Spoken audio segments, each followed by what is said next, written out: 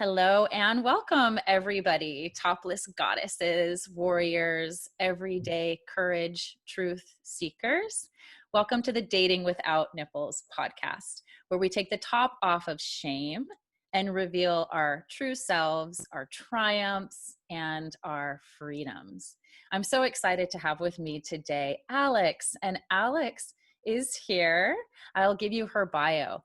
Alex is a leading shamanic priestess of wealth and well-being. She helps heart-centered coaches and consultants to smash the six-figure income ceiling consistently by healing past traumas.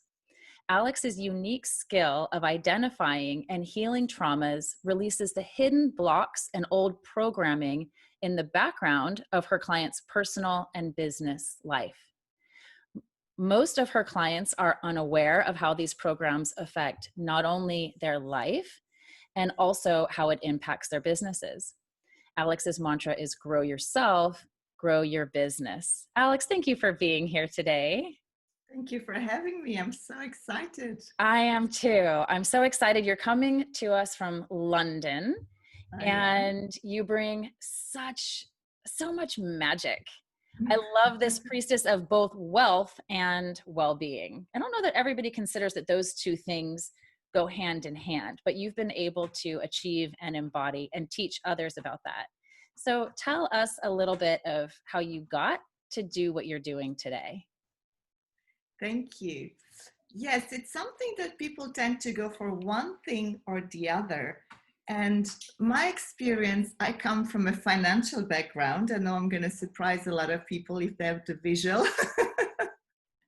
But I've been in finance for over 15 years. I've done my economic studies, my master's in banking. I worked in investment banking, derivative floors, and it was very stressful. You know, a lot of wealth, but zero well-being. And it always got me to think, why can't you not have both? And in that environment, I was a little bit, shall we say, limited, you know, not so creative. And yes, it's a fantastic place to be, but I wasn't driven. And after, unfortunately, my husband passed away 4 years ago. And that was a big, you know, get on my hands and knees moment. At that time, I'd taken time off to be with my kids, so it was the sole breadwinner, and my life turned upside down. So staying at home looking after the kids wasn't an option anymore. And going to a world of you leave your home at 6 o'clock in the morning, you come back at 9 o'clock at night at the best of times, 2 young children, no dad in the house. I didn't want that for them. But I also didn't know what I wanted. So I knew what I didn't want, which was not going back to finance. And then the angels, the magic, like you mentioned, were always a part of my life. And pebble after pebble, I was shown meditation, mindfulness. I started to feel a little bit better within myself. And I thought, if I can get better, and there are many people that are suffering out there, and what I call trauma is not necessarily a big car accident, or you've been, it's not these big things, you've been abused. Trauma is just experiences in the back of your life that you don't realize are having such a big impact on you. And therefore, I decided by this start of healing that I went through myself, I wanted to help and empower others, especially women. Because I came, even though on the outside, you know, the flashy investment banking and the wonderful husband, and he took a lot of space. I put him on a pedestal. My husband was everything. And I was kind of submissive and always thinking within me, now I can say it, but it took me a long time to say, I thought I wasn't good enough. I wasn't as good as him. I couldn't have made a living as him. I couldn't have raise my children without him. And the moment he passed away, I had no choice but to stand up for myself. And a lot of friends call me the warrior goddess because they saw me how small I was playing, and now it's, well, you can see, right? So it's been really a transformation, and we can all be in that place of power and grace at the same time. Wow. It is hard to imagine, even though I've seen it, I've experienced it, but I think it's one of the biggest beliefs that we take for granted as humans is that if I am to earn financial success, I have to struggle, I have to work hard, I have to make sacrifices. And those sacrifices come so specifically with my time. Like you say, I have to wake up early in the morning and I have to spend my time away from my family in struggle. Or they come up with, I have to play a role. I have to play small. I have to be submissive. I have to do what the world tells me to do so that I can then earn my good girl stripes and my finances.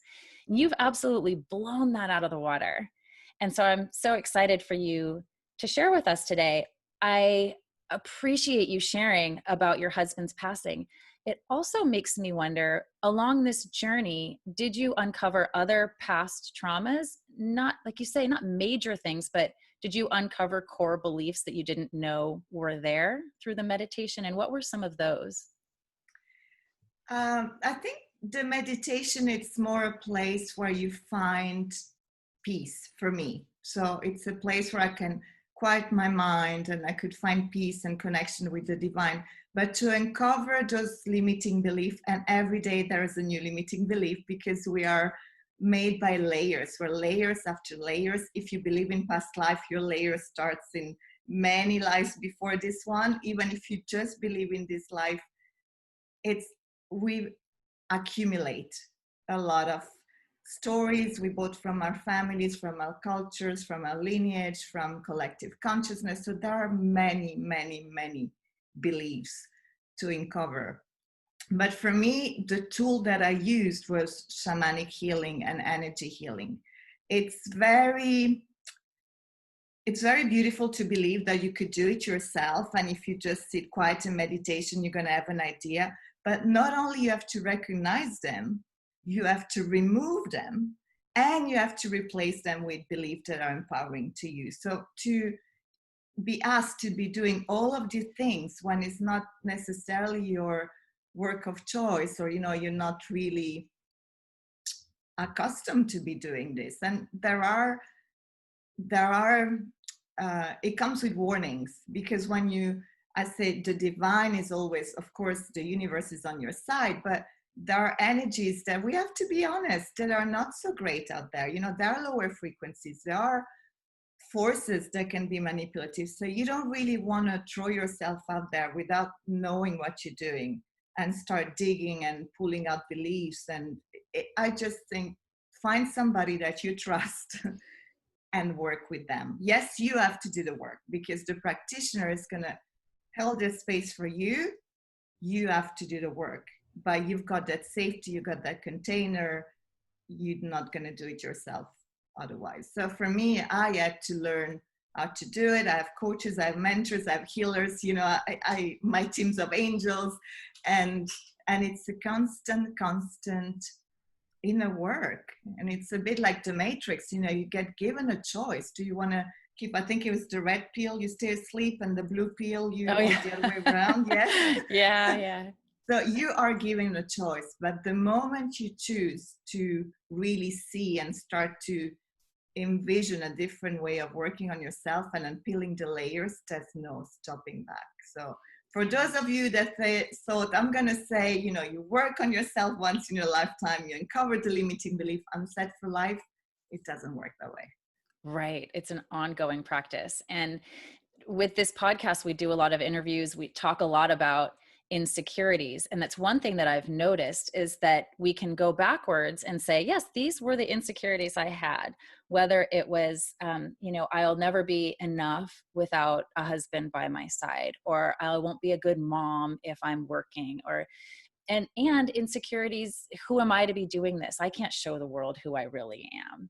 There's so much that comes up. And what I find is, it's not just a journey of, I had those, I overcame it, and now I'm good.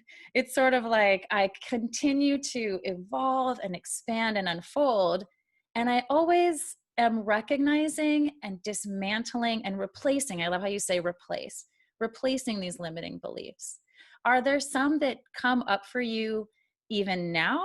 are there ways that these darker energies, or even it might be different in Europe, but here, if people make judgments or presumptions and say, you can't have it all, you can't have beautiful pink hair and magic and be smart with economics. Do you run into that? And how do you internalize it? How do you work with that?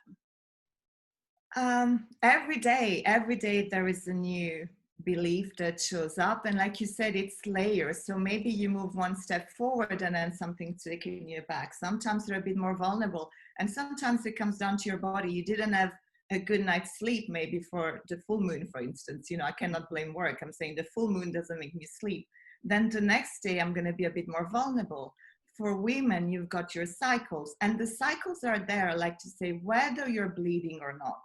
So the cycle is entrenched within your body. So there are times in your cycles you want to be working. There are times in your cycle you want to stay still. And we tend not to pay attention to that. And this is when our body can be weakened. And when our body's weakened, then it's easier. Maybe you snap at your children, or you snap at somebody, like you say, oh, you've got pink hair and you cannot be smart. And the way to do it is, again, to not see it personally. For me, the only thing that works is to say, it's not about me. It's whatever they think about the world, and it shows up this way. Mm-hmm. And you have to kind of block yourself from that energy and just say, okay, what is good about me, that I like when this person say you're not smart. And sometimes they have a point, so sometimes you also want to do your self-reflection and say, okay, what I'm being shown? Why am I getting triggered? What can I do to feel better within myself? But not because I have to prove it to them, but because there's something within me that, again, I can move to the next step. So it's fascinating, Alissa. It is fascinating. And you're right. It's our reactions. What gets under the surface? I think it's when there's that tiny bit of agreeing with what they say. We have to agree with it on some level to want to fight it back and to take it on or to defend ourselves. I really appreciate and fascinated by what you say about cycles, especially about whether you're having a period or not, because part of my breast cancer treatment was removal of the ovaries. So at 41, I was thrown into surgical menopause. And I knew what that would entail in terms of the abrupt changes and the menopause, and it would be a couple of years to cycle through. What I didn't anticipate was that I would still find myself in cycles, even though I don't have a menstrual cycle. And I can tell you, the moon especially is now something I took it for granted. It wasn't something I paid attention to. I think, oh, it's spirituality and the moon and the chakras, it's colorful and I love it. But there's a part of me that was like, well, really? And now I can cut myself some slack and I can feel more into my body and know I am in a more vulnerable space. And it's funny how often I will then notice, and of course it's a full moon. It's a lot like we're not alone in terms of we can't just meditate on our own and get all the answers. We go to teachers and healers for that reflection to help us with our blind spots and to provide a safe container. We're not just alone with all of the other energies that are going on in our bodies, in our systems, and to have that self-compassion and self-care. And what are some of the things that you do on an ongoing basis? And even specifically, what are things that you've learned that you can pass on to your clients that help them stay in that place of self-love and where they can be both vulnerable and powerful at the same time? Thank you. Thank you for sharing about the cycle, because I totally relate to that.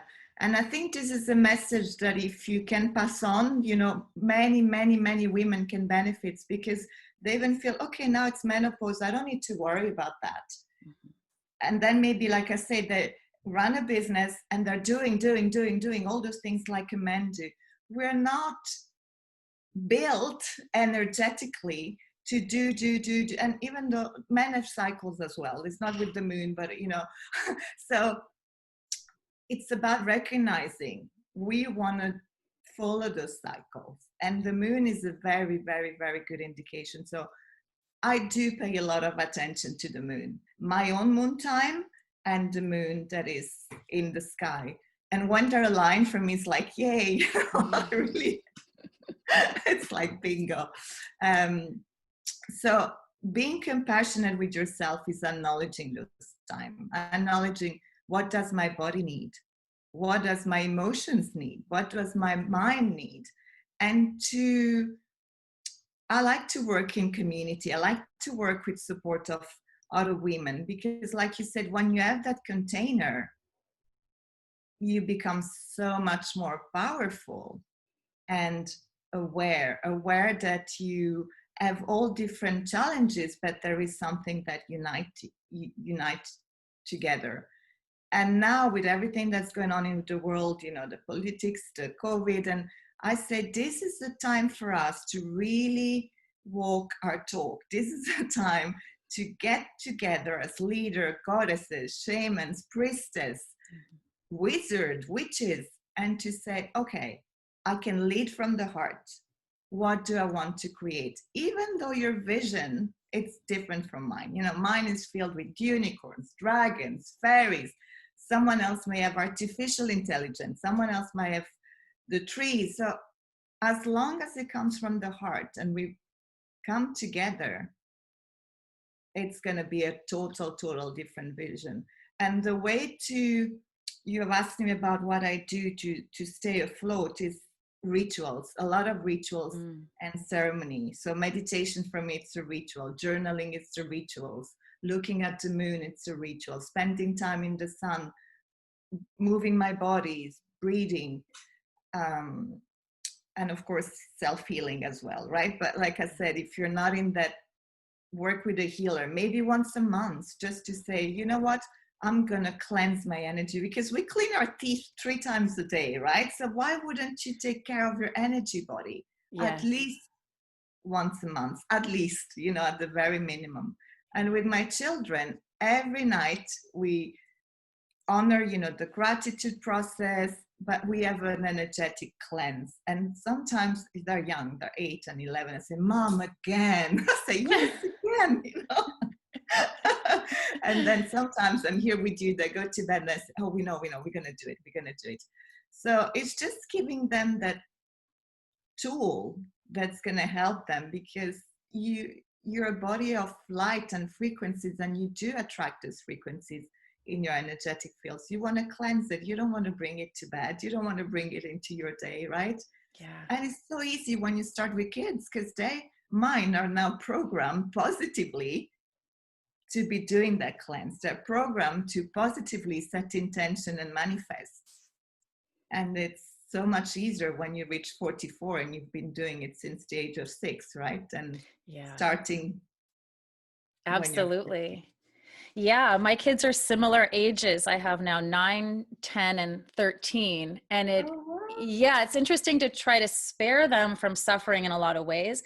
But the flip side of that is, wow, look at what they're already learning to heal and release so early on. So they don't have to carry that with them for as long as so many of us have carried things. I love the word ritual over routine, because we get so much information and we're talked at so much by society, by the world, even by people that we admire and follow. Do this, do that. Here's all the habits you need to have. Here's all the things you need to implement. And they're very, very positive. But when it begins to feel like an obligation as opposed to something that's going to set you free, we build resistance to it. But when you say, or routine almost feels like something that's going to lock you in and it's oppressive. But rituals, there's this spaciousness, this let's move out into the ethers and see what can we clean and release in our energetic body. It is meditation so often to me feels like a mental shower. It does. Yeah. You just let go. You don't have to necessarily bring anything else on. It's a cleansing and a freedom. And the ritual, it's like a tradition. It's something truly sacred that we can do for ourselves. So I just really appreciate that reframe. And simplicity, consistency, repetition, it changes our programming. Absolutely. Right. Would you agree? I agree totally. And the beauty about rituals, to stay with that word, you choose what works for you. So even when I say I do it with my children, but I can see they have their own little twist. They pick the words, they pick the crystal, or they pick. So rituals is really creative on what do you feel. And you can, once you start giving space to your imagination, because the word, like you said, already gives you that space, right? So what can I do today that's going to serve me, that I enjoy? So it's not a chore. I do it at 4 o'clock in the morning if I'm awake. It's just beautiful. And it's going to put me in that state. It's going to put me, it gives me so much. And if I don't do it, I would be grumpy and I would be feeling down and my body wouldn't agree. So it's not something I feel I had to do. It's something I enjoy, I can tweak, and I pick and choose whatever is serving me in that moment. So definitely, I would say, decide, do it as many times as it feels good to you. And oh my God, the results, because ultimately the results, this is what I always say to my clients. It's not about spirituality per se and the dragons and what you want. You're still in a body in 3D reality.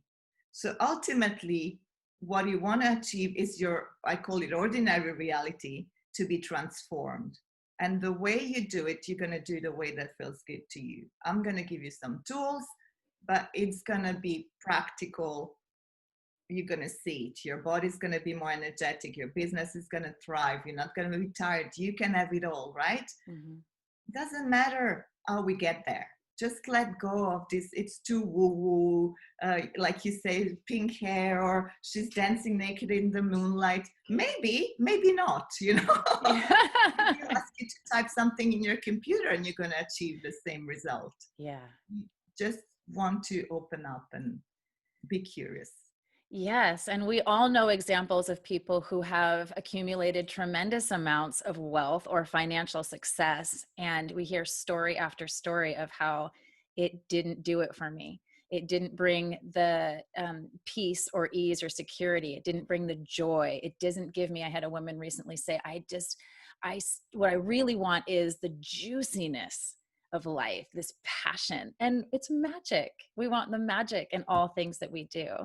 So I love that you have been able to be and serve as an example of both, right? Financial wealth, and there's nothing wrong with that, nothing to be ashamed of in desiring that. We can make such a difference in the world.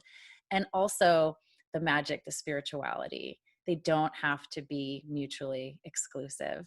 I love that. Correct. I usually end these, just to wrap up, end these podcasts with a question, because guests such as yourself come and are so generous in giving and sharing your story, your vulnerability, your tools.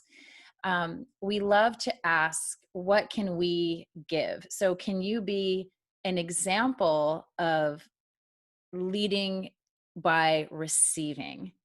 And so my question is, what is something, one word, one phrase, or an idea that I could send to you, or that the audience can send to you, that you would like to receive? Beautiful question. I would love to receive blessings from the audience. Absolutely. Yes. And the way that you've spoken about it earlier, what I envision is everyone's blessings in their own unique way. Totally. Right? Totally. Yeah. And the moment they send the blessings, I've got this vision already of the heart opening up, and some are going to send green light, and some are going to send pink rays of light, and some it's purple. So the way I receive, I feel all of this beautiful rainbow coming from their heart into mine, and it's just so beautiful. So thank you, everybody who is doing that. Absolutely, you're welcome. And it when you say it like that, it's no wonder that you are such a colorful expression outwardly, because you have this ability to receive so gracefully and abundantly. So beautiful. Thank you so much for being with us today. And everybody, until next time, be colorful, be radiant, be wealthy, and be topless. Thank you. Thank you. Thank you, Namaste, Alex. Alissa. Namaste.